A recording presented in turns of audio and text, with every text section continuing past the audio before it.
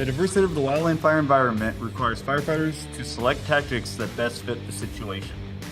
This video describes a mobile attack, also known as pump and roll or running attack, an engine tactic that when conditions and terrain allow is a fast and effective suppression method.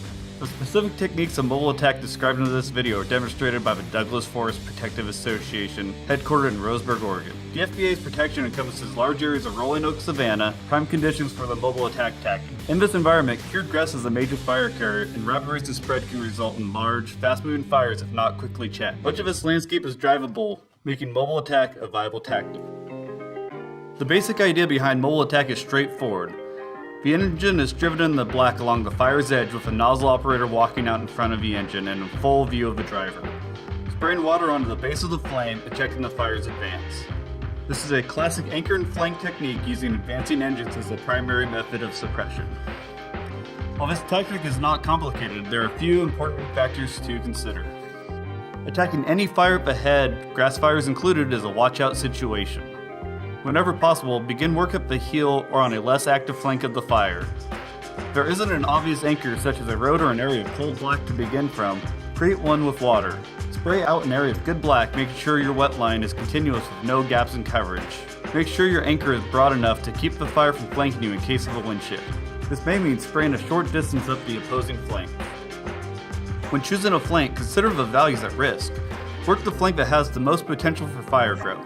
As you begin flanking the fire working towards the head, keep the nozzle operator within sight, 10 to 15 feet in front of the engine. As a driver, you should be able to see the full body of the nozzle operator, including their feet. Monitor your side mirrors for rekindled fire edges and progress up the flank. Work from the black. Grass fires can move quickly under the influence of wind and slope, and burned over areas typically cool quickly, making working from the black the safest place to be. Operating from the unburned side exposes the crew and equipment to greater danger from changes in wind speed and direction, and from hazards hidden by unburned fuels.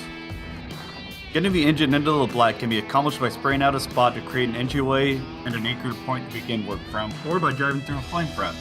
Driving through a flame front into the black is a judgment call and is predicated on a few conditions. If the flame height or flame length is less than 1 foot, the flame front can be crossed quickly, and if a travel time through the unburned fuel to the fire can be done rapidly, then it's a potential option. In both cases, start your pump before leaving the road. If you have to drive through the grass tall enough to hide hazards in order to reach the fire, have the nozzle operator walk out in front with charged hose in hand as a guide. If the fuels are not obscuring hazards, keep all personnel in the interior of the vehicle until it has passed through the flame front and is safely in the black. The following video clip from the 2007 Pioneer Road Fire near Medford, Oregon, illustrates the danger of an improperly executed mobile attack. The Pioneer Road Fire started in grass fields 2 miles south of Medford, Oregon on August 25, 2007 at about 14:30 hours. Jackson County Fire District No. 5, Medford City Fire Department, and Oregon Department of Forestry Medford Unit responded to this incident. We got approximately 1 acre making a run up a hill. A fence and steep ditch at the road's edge kept the initial responding engines from entering the black at the heel. House is being threatened. The engine was not damaged as it passed through the flame front, and the engine operator and crew person in the cab were not injured. The nozzle operator passed through the flame front on foot. As the engine operator accelerated through the flame front, the hose was pulled from the nozzle operator's hands, leaving him further unprotected from the heat and flame. He received first-degree burns on his face and neck, and secondary burns on his hands. He was not wearing gloves. Command, standby, emergency traffic central. From 8106, we need an ambulance up here. We've got a firefighter injured with burn injury. Copy, confirming code 3 response. That's affirmative. Possible airway. Of greatest concern was the heat and smoke injury to his airway, requiring a hospital stay for several days. An investigation of the incident identified lack of situational awareness, failure to properly brief, and improper implementation of mobile attack tactic as key contributors to the accident. To avoid repeating this situation, regular training and practice are essential. Take the time to practice. Douglas Forest Protective Association has an area prepped for supervised live fire practice when conditions allow. Live fire trainings are a good way to practice mobile attack, but the techniques can also be learned on flag fire scenarios. When setting up scenarios, make sure everyone understands where the head and heel of the fire are, fire behavior, wind direction, and so on. Practice the steps in the process just as you would on a fire so everyone is clear on their role. Position the engine in the black or from an established anchor.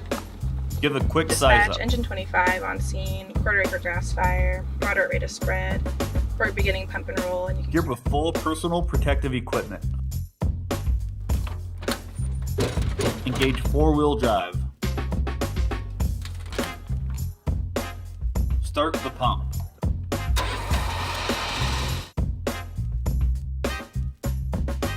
If using the hardline, practice flipping the hose to both sides of the engine.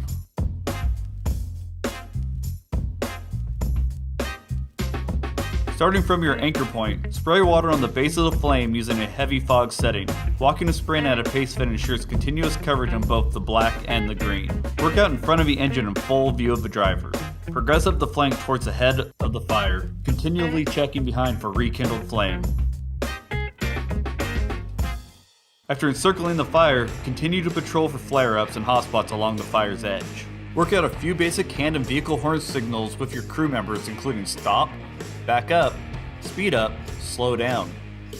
When working in the burned area, be mindful of parking on or over hot material. If you've driven through a flame front, check the undercarriage to ensure nothing underneath the vehicle has ignited. When training, switch roles, alternating between engine operator and nozzle operator. Train with other engines, coordinating your actions and communicating with each other as you progress up alternate flanks.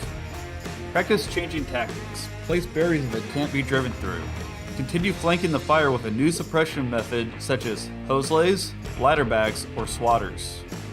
Train with an element of urgency that mimics the conditions of an actual incident. Lastly, take the time to AAR your practice session in order to identify what went well and where improvements can be made.